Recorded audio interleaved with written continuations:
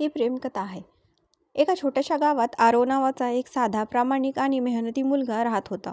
त्याचे वडील शेतकरी होते आणि आई घर सांभाळायची. घरची परिस्थिती बेताची असली तरी संस्कार मात्र श्रीमंतीपेक्षा मोठे होते.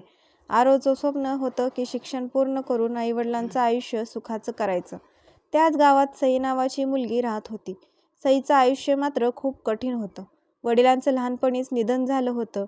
आई लोकांच्या घरची कामं करून संसार चालवत होती. सई अभ्यासात खूप हुशार होती, पण परिस्थितीमुळे अनेकदा शिक्षण सोडण्याची वेळ तिच्यावर आली. तरीही ती कधीच हार मानत नव्हती. रोज सकाळी आईला कामात मदत करून ती कॉलेजला जायची. तिच्या चेहऱ्यावर नेहमीच एक शांत हास्य असायचं. गावात सगळे तिच्या स्वभावाचं कौतुक करायचे.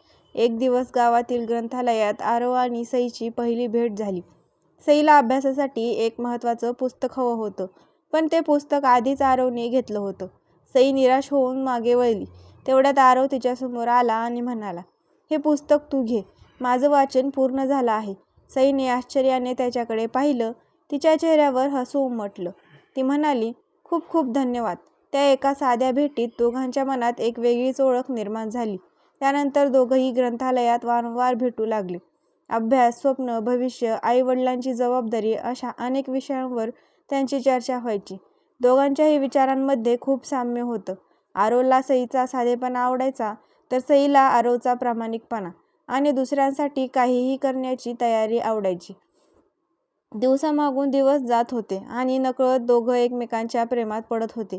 मात्र दोघांनाही भीती होती की मैत्री तुटली तर, म्हणून त्यांनी मनातलं प्रेम कधी व्यक्त केलं नाही.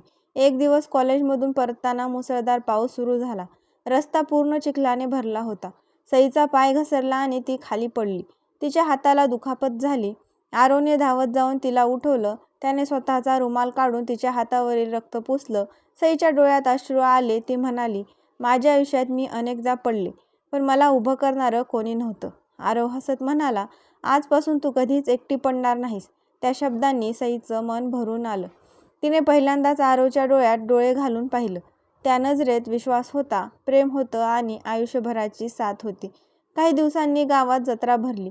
सगळीकडे रोषणाई, गाणी आणि आनंदाचं वातावरण होतं. आरव आणि सईही जत्रेत भेटले. दोघांनी एकत्र देवाचं दर्शन घेतलं. सईने देवासमोर डोळे मिटून एकच प्रार्थना केली, "देवा, हा माणूस माझ्या आयुष्यात कायम राहू दे." आरवनेही मनोमन तीच प्रार्थना केली. देवळाबाहेर पडल्यावर आरवने सईला एक छोटंसं गुलाबाचं फूल दिलं आणि म्हणाला, "हे फक्त फूल नाही, माझ्या मनातल्या भावना आहेत." सई लाजली. तिने ते फूल आपल्या पुस्तकात जपून ठेवलं. त्या दिवसापासून दोघांचं प्रेम अधिक घट्ट झालं. पण प्रत्येक सुंदर प्रेमकथेची परीक्षा घेण्यासाठी नियती तयार असते. त्याच गावात विक्रम नावाचा श्रीमंत आणि अहंकारी तरुण राहत होता. त्याला सई आवडत होती, पण सईने त्याला स्पष्ट नकार दिला होता. त्या अपमानाचा बदला घेण्याची शपथ त्याने घेतली होती. एक दिवस त्याने आरव आणि सईला एकत्र पाहिलं. त्याच्या डोळ्यात रागाची ज्वाला पेटली. तो मनात म्हणाला, "जर सई माझी झाली नाही तर ती कोणाचीच होऊ देणार नाही." त्या दिवसापासून त्याने त्यांच्या प्रेमाचा नाश करण्याचा धोकादायक खेळ सुरू केला. विक्रमने दुसऱ्याच दिवशी आपला डाव सुरू केला. गावात त्याचे अनेक मित्र होते. पैशाच्या जोरावर तो कोणालाही आपल्या बाजूने वळवू शकत होता. त्याने काही लोकांना मुद्दाम आरव आणि सईबद्दल खोट्या अफवा पसरवायला सांगितल्या. काही दिवसातच संपूर्ण गावात चर्चा सुरू झाली की सई आरववर प्रेम करत नाही, ती फक्त त्याचा वापर करत आहे. दुसरीकडे सईच्या कानावर आणखी एक खोटी गोष्ट पोहोचवण्यात आली. तिला सांगण्यात आलं की आरव शहरात नोकरी लागल्यावर एका श्रीमंत घरातील मुलीशी लग्न करणार आहे. सुरुवातीला सईने या गोष्टीवर विश्वास ठेवला नाही. तिला आरववर पूर्ण विश्वास होता. पण रोज नवनवीन अफवा तिच्या कानावर येऊ लागल्या. तिच्या मनात नकळत शंकेचं बी रुजू लागलं. आरवची ही अवस्था वेगळी नव्हती. त्याच्या वडिलांना विक्रमने सांगितलं की सईचं दुसऱ्या मुलासोबत आधीपासून प्रेमसंबंध आहेत आणि आरवला फसवण्यासाठी ती गोड बोलते. आरवच्या वडिलांनी मुलाला समजावण्याचा प्रयत्न केला. ते म्हणाले, "बाळा, प्रेमात पडणं चुकीचं नाही, पण चुकीच्या माणसावर विश्वास ठेवणं आयुष्य उद्ध्वस्त करू शकतं." आरव मात्र ठामपणे म्हणाला, "बाबा, सई तशी मुलगी नाही. मी तिच्यावर विश्वास ठेवतो." हे उत्तर ऐकून विक्रमचा राग आणखी वाढला. त्याने यावेळी आणखी मोठा कट रचला. गावातील जत्रेच्या दिवशी त्याने आपल्या मित्राच्या मदतीने सईला फोन केला आणि सांगितलं की आरव तिला देवळामागे भेटायला बोलवत आहे. त्याच वेळी आरवला दुसऱ्या नंबरवरून फोन करून सांगितलं की सई त्याची वाट तलावाजवळ पाहत आहे. दोघेही वेगवेगळ्या ठिकाणी तासनतास एकमेकांची वाट पाहत राहिले. शेवटी दोघेही निराश होऊन घरी परतले. दुसऱ्या दिवशी सईने आरवला विचारलं, काल तू आला का नाहीस? आरव आश्चर्याने म्हणाला, मी तर तुझी वाट पाहत होतो. दोघांनाही काहीतरी गडबड असल्याचं जाणवलं, पण नेमकं काय घडलं हे समजत नव्हतं. विक्रम मात्र दूर उभा राहून हे सगळं पाहत होता आणि मनातल्या मनात हसत होता. काही दिवसांनी आरवला शहरात नोकरीची मुलाखत होती. तो 2 दिवसांसाठी गावाबाहेर गेला. हीच संधी साधून विक्रमने सईच्या घरी एक बनावट पत्र पाठवलं. त्या पत्रात लिहिलं होतं, सई, मी शहरात नवीन आयुष्य सुरू करत आहे. आपल्या नात्याला काही भविष्य नाही. मला विसर. पत्राच्या शेवटी आरवचं बनावट नाव लिहिलं होतं. ते पत्र वाचता सईच्या हातातून कागद खाली पडला. तिचे डोळे पाण्याने भरून आले. जिने आरववर जेव्हा प्रेम केलं होतं त्याच्याकडून असा विश्वासघात झाला असं तिला वाटलं. तिने रडतरडत ते गुलाबाचं फूल पुस्तकातून काढलं आणि अश्रूंनी भिजलेल्या हातांनी ते फाडून टाकलं. तिला माहीत नव्हतं की ती ज्या पत्रावर विश्वास ठेवत होती ते तिच्या आयुष्यातील सर्वात मोठं खोटं होतं. आणि दुसरीकडे शहरातून परतणारा आरव आपल्या मनात फक्त एकच स्वप्न घेऊन येत होता, नोकरीची आनंदाची बातमी. सईला सांगून तिच्या आईचा हात मागायचा. पण नियतीने त्यांच्यासाठी काहीतरी वेगळंच लिहून ठेवलं होतं. आरव शहरातून आनंदाने गावात परतला.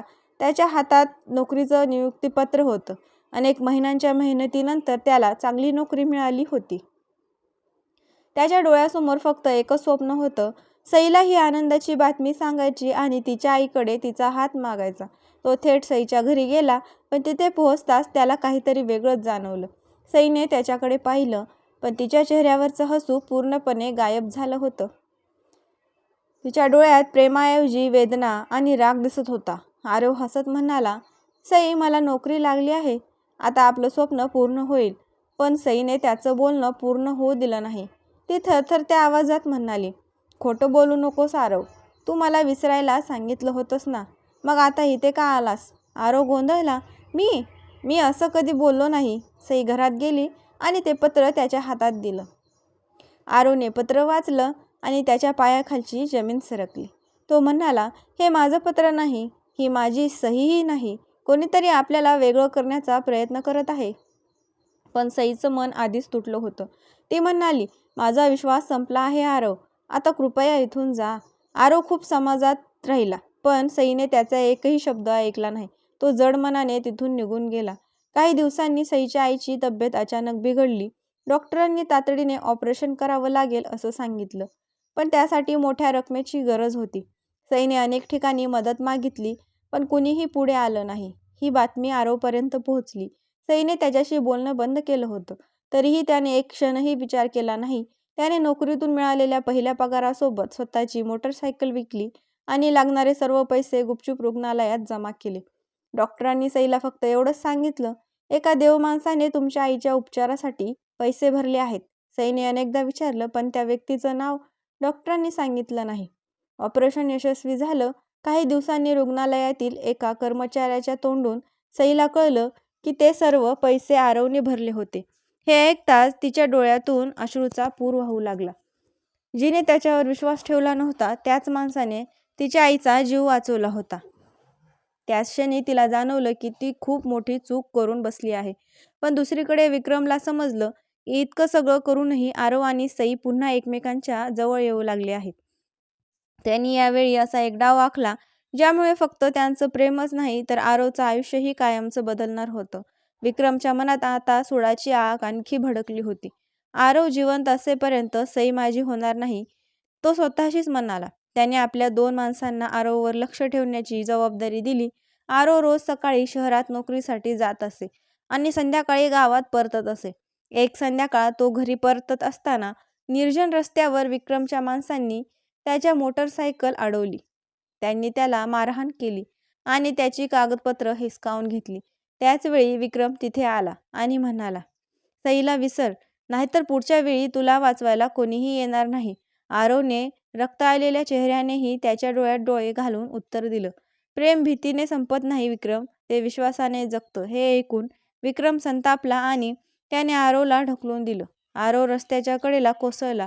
काही वेळाने एका ट्रक चालकाने त्याला पाहिलं आणि तातडीने रुग्णालयात दाखल केलं. आरोच्या आईवडिलांना ही बातमी समजताच त्यांच्या पायाखालची जमीन सरकली. आई रडत रुग्णालयात पोहोचली. डॉक्टरांनी सांगितलं की आरवच्या डोक्याला गंभीर दुखापत झाली आहे, पण योग्य उपचार सुरू आहेत. दुसऱ्या दिवशी ही बातमी संपूर्ण गावात पसरली. सईलाही कळलं. ती धावतच रुग्णालयात पोहोचली. आरवला त्या अवस्थेत पाहताच तिचा बांध फुटला. ती त्याचा हात हातात घेऊन रडू लागली. मला माफ कर आरव, मी तुझ्यावर विश्वास ठेवला नाही. मी तुझं मन तोडलं. तिच्या डोळ्यातून अश्रू सतत वाहत होते. काही वेळाने आरवला शुद्ध आली. त्याने हळूच डोळे उघडले आणि समोर सईला पाहिलं. तो हलकसं हसला. सई म्हणाली, तू मला माफ करशील? आरवने तिचा हात घट्ट पकडला आणि म्हणाला, प्रेमात माफी मागावी लागत नाही, फक्त पुन्हा विश्वास ठेवावा लागतो. त्या क्षणी दोघांच्या डोळ्यात पुन्हा एकदा प्रेम फुललं. पण रुग्णालयाच्या बाहेर उभा असलेला विक्रम हे सगळं पाहत होता. त्याने शेवटचा आणि सर्वात धोकादायक डाव खेळण्याचा निर्णय घेतला. दुसऱ्याच दिवशी गावातील मंदिरातून देवीचे दागिने चोरीला गेले. पोलीस तपासण्यासाठी आले. विक्रमने आधीच सर्व पुरावे बनावट तयार केले होते. चोरी केलेले दागिने त्याच्या माणसाने गुपचूप आरवच्या घरात लपवून ठेवले. पोलिसांनी झडती घेतली आणि ते दागिने आरवच्या घरातून सापडले. संपूर्ण गाव हादरलं. आरव कितीही ओरडून सांगत होता की तो निर्दोष आहे, पण तरी कोणीच त्याच्यावर विश्वास ठेवला तयार नव्हतं. पोलिसांनी त्याला अटक केली. सईच्या डोळ्यासमोर आरवला बेड्या घालून नेलं जात होतं. ती रडत ओरडली, आरव निर्दोष आहे, तो असं कधीच करू शकत नाही. पण तिचा आवाज कोणीच ऐकला नाही. विक्रमच्या चेहऱ्यावर मात्र विजयी हास्य होतं. त्याला वाटलं आता आरव कायमचा सईच्या आयुष्यातून दूर झाला. पण त्याला माहीत नव्हतं, त्याच्या या एका चुकीमुळे त्याच्याच आयुष्याचा विनाश सुरू झाला होता. कारण हे संपूर्ण षडयंत्र एका व्यक्तीने आपल्या मोबाईलमध्ये नकळत रेकॉर्ड केलं होतं आणि ती व्यक्ती योग्य वेळेची वाट पाहत होती. विक्रमला वाटलं होतं की आता त्याचा विजय निश्चित झाला आहे. आरव तुरुंगात गेला होता आणि सई पूर्णपणे एकटी पडली होती. पण नियतीला काहीतरी वेगळंच मंजूर होतं. ज्या दिवशी पोलिसांनी आरवला अटक केली त्याच दिवशी मंदिराजवळ चहा विकणारा गोनू काका पोलीस स्टेशनमध्ये पोहोचला. त्यांच्या हातात एक मोबाईल होता. ते म्हणाले, साहेब, मला वाटतं या व्हिडिओमुळे खरी चोरी कोणी केली ते समजेल. पोलिसांनी व्हिडिओ सुरू केला. त्या व्हिडिओमध्ये स्पष्ट दिसत होतं की विक्रमचे 2 माणसं रात्री मंदिरातून दागिने घेऊन जात होते आणि नंतर ते आरवच्या घरात लपवत होते. थोड्याच वेळात विक्रम स्वतःही त्या ठिकाणी दिसला. सर्व पुरावे स्पष्ट होते. पोलिसांनी तात्काळ विक्रमला अटक केली. चौकशीमध्ये त्याने दोन्ही साथीदार घाबरले आणि त्यांनी सर्व सत्य सांगून टाकलं. त्यांनी कबूल केलं की बनावट पत्र, खोट्या अफवा, आरववरचा हल्ला आणि मंदिरातील चोरी हे सगळं विक्रमच्या सांगण्यावरूनच केलं होतं. हे ऐकून संपूर्ण गावाला धक्का बसला. ज्याच्यावर सगळे बोट दाखवत होते तो आरव पूर्णपणे निर्दोष होता. पोलिसांनी आरवची तात्काळ सुटका केली. गावात परत येताच प्रत्येकजण त्याची माफी मागू लागला. आरव मात्र शांत होता. त्याच्या मनात कोणाविषयीही राग नव्हता. सई धावत त्याच्याजवळ आली. तिच्या डोळ्यात अश्रू होते. ती त्याच्या पायाशी बसली आणि म्हणाली, आरव, मी तुला ओळखण्यात चूक केली. प्रत्येक वेळी तुझ्यावर संशय घेतला. मला माफ कर. जर शक्य असेल तर मला पुन्हा एक संधी दे. आरवने तिला लगेच उभं केलं. तो म्हणाला, सई, प्रेमात अहंकार नसतो. प्रेम म्हणजे विश्वास, त्याग आणि क्षमा. तू माझ्यापासून दूर गेलीस, पण माझ्या मनातून कधीच गेली नाहीस. हे ऐकताच सईने त्याला मिठी मारली आणि दोघांच्याही डोळ्यात आनंदाश्रू आले. काही दिवसांनी दोन्ही कुटुंबांनी त्यांच्या लग्नाला होकार दिला. संपूर्ण गावाच्या उपस्थितीत साध्या पद्धतीने त्यांचं लग्न झालं. ज्या मंदिरात त्यांच्या आयुष्यात इतकं मोठं वादळ आलं होतं त्याच मंदिरात त्यांनी 7 फेरे घेतले. गावातील प्रत्येकजण त्या दोघांना आशीर्वाद देत होता.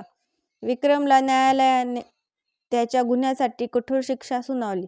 तुरुंगात बसून त्याला एकच गोष्ट समजली, दुसऱ्याचं आयुष्य उद्ध्वस्त करण्याचा प्रयत्न करणारा माणूस स्वतःचं आयुष्यही नष्ट करून बसतो. काही वर्षांनी आरव आणि सई यांनी गावात गरीब मुलांसाठी मोफत वाचनालय सुरू केलं. कारण त्यांची पहिली भेटही पुस्तकामुळेच झाली होती. त्या वाचनालयाच्या प्रवेशद्वारावर एक सुंदर वाक्य लिहिलं होतं, खरं प्रेम कधीही हरत नाही, ते प्रत्येक परीक्षेनंतर आणखी मजबूत होतं. गावातील प्रत्येक प्रेमी जोडपं त्या वाक्याकडे पाहून प्रेरणा घेतं. आरव आणि सईचं आयुष्य सुखाने पुढे सरकलं. त्यांनी आपल्या मुलांचं एकच संस्कार दिला, कधीही अफवांवर विश्वास ठेवू नका. सत्य जाणून घ्या आणि ज्याच्यावर प्रेम करता त्याच्यावर विश्वास ठेवायला शिका. कारण विश्वासाशिवाय प्रेम अपूर्ण असतं आणि विश्वास असेल तर कोणतंही संकट त्या प्रेमाला हरवू शकत नाही.